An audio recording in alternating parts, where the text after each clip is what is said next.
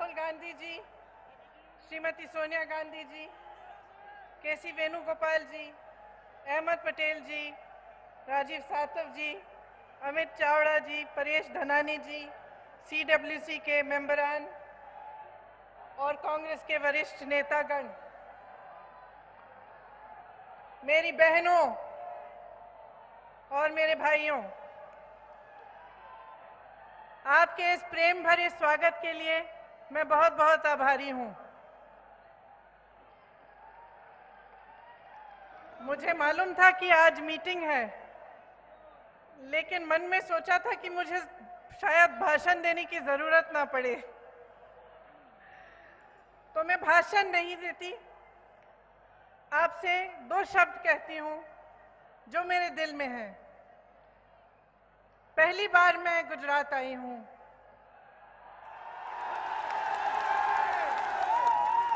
और पहली बार साबरमती के उस आश्रम में गई जहां से महात्मा गांधी जी ने इस देश की आज़ादी का संघर्ष शुरू किया था। और मैं बता नहीं सकती आपको कि वहां उन पेड़ों के नीचे बैठे हुए भजन सुनते हुए मेरे दिल में क्या भावना जागी। ऐसे लगा कि आंसू आने वाले हैं, क्योंकि मैंने उन देशभक्तों के बारे में सोचा जिन्होंने जीवन संघर्ष किया, जिन्होंने इस देश के लिए अपनी जान दी, सब कुछ त्याग कर दिया, जिनके बलिदानों पर इस देश की नींव डली है। वहां बैठे हुए मन में ये बात आई कि ये देश प्रेम, सद्भावना और आपसी प्यार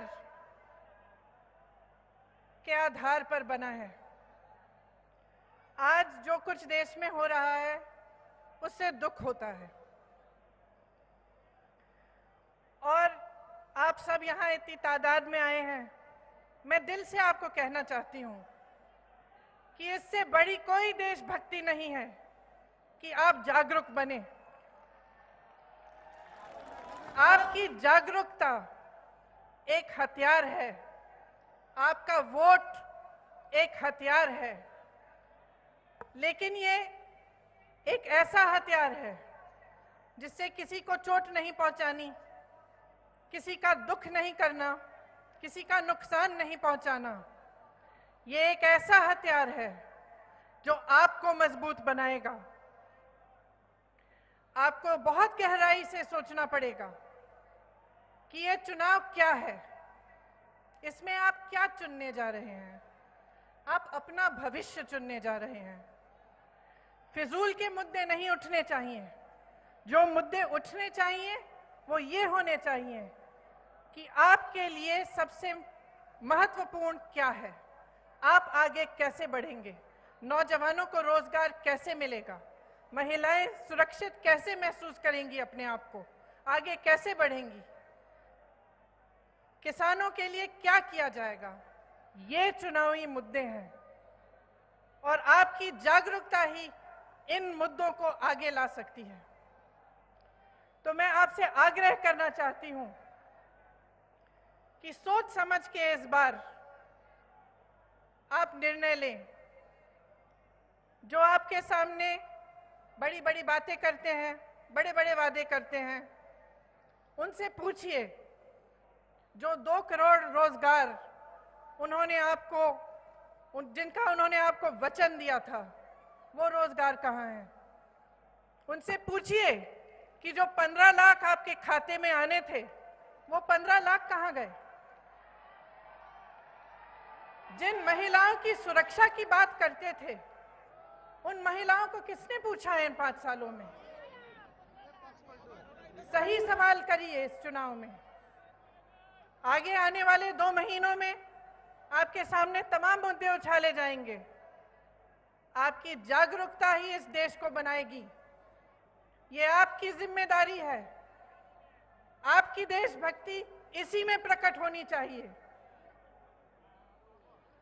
तो यहाँ पे जहाँ से हमारी आज़ादी की लड़ाई शुरू हुई थी, जहां से गांधी जी ने